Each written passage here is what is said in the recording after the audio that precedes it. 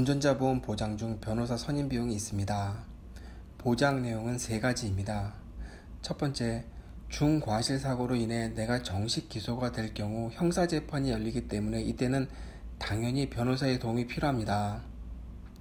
두 번째, 내가 약식 기소가 되어 벌금형이 나왔는데 내가 생각해도 너무 억울해요.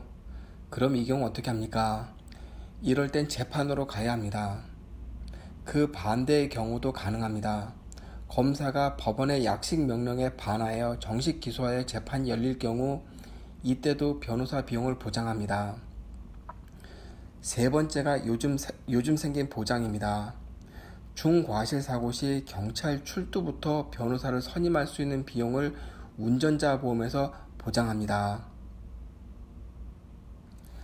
자가용 운전자는 기존 변호사 선임 비용 보장에 약 200원 정도만 더 납부하시면 가입하실 수 있습니다. 선임 비용 한도는 표에 보다시피 피해자의 사고가 중대할수록 선임 비용이 달라집니다.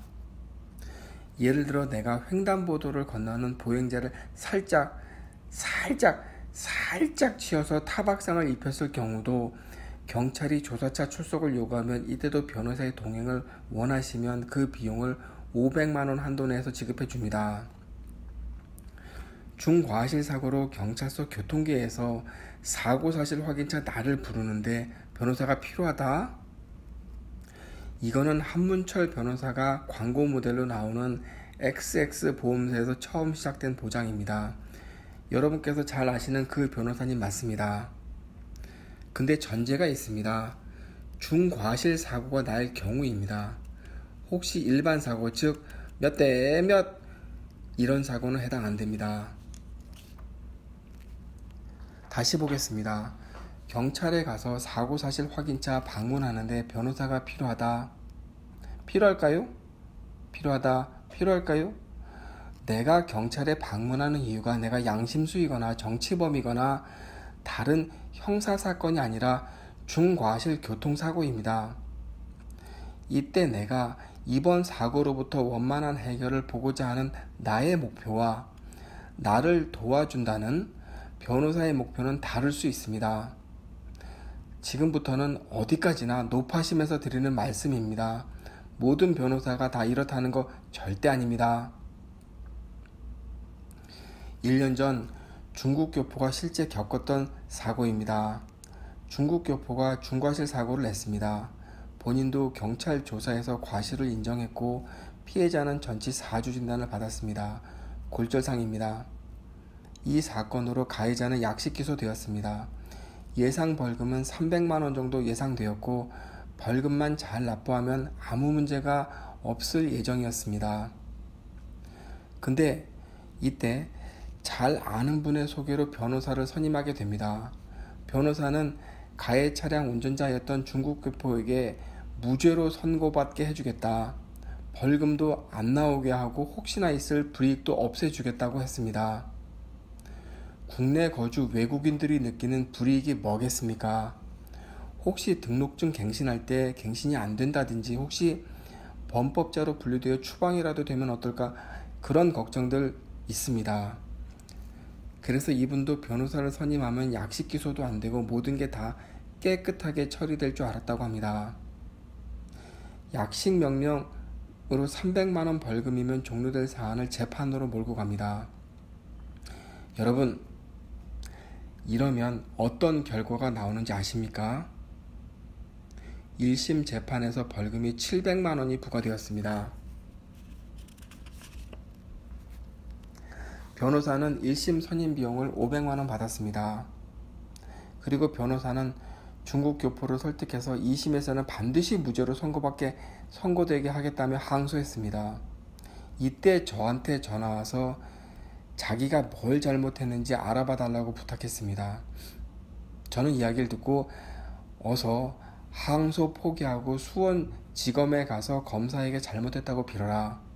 그리고 어서 벌금 700만원 납부하고 정리하라고 이야기했습니다. 그러나 항소했습니다. 그 이유는 여러분 상상에 맡기겠습니다. 사실 저도 그 이유는 알고 싶지도 않았습니다. 변호사 선임 비용은 다시 300만 원이 들어갔다고 했습니다. 참고로 이 중국 교포는 운전자 보험도 없었습니다.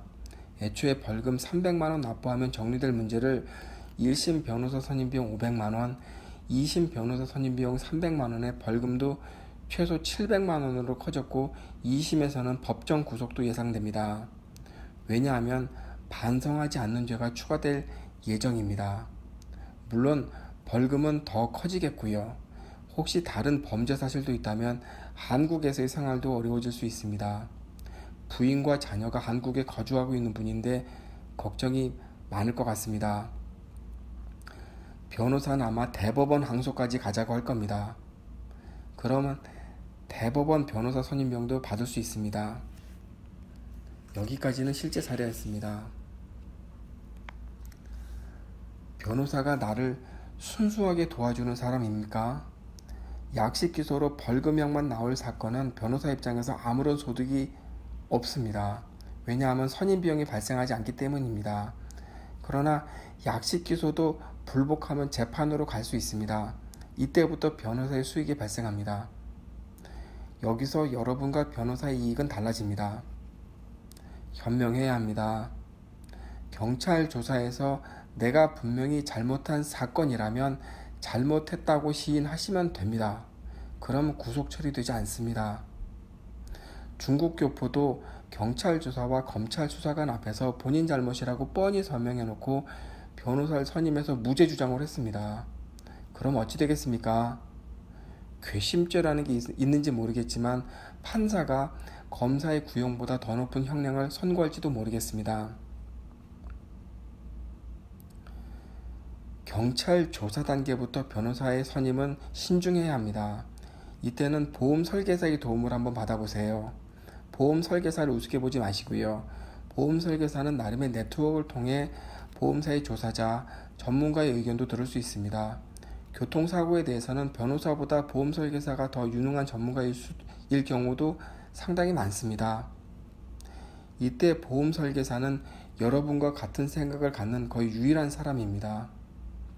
이 사건이 원만하게 해결되었으면 하는 바람이고요. 왜냐고요? 이 사건이 원만하게 해결되어야 고객의 신뢰를 얻게 되니까요. 오늘은 여기까지 하겠습니다. 운전자를 위한 꿀팁 7,000원 운전자 보험 카페. 알고 계세요? 교통사고가 나면 형사합의금, 벌금, 변호사 비용 이거 자동차 보험에서는 보장 못해요. 운전자 상해까지도 책임져 드리는 7,000원 운전자 보험 카페.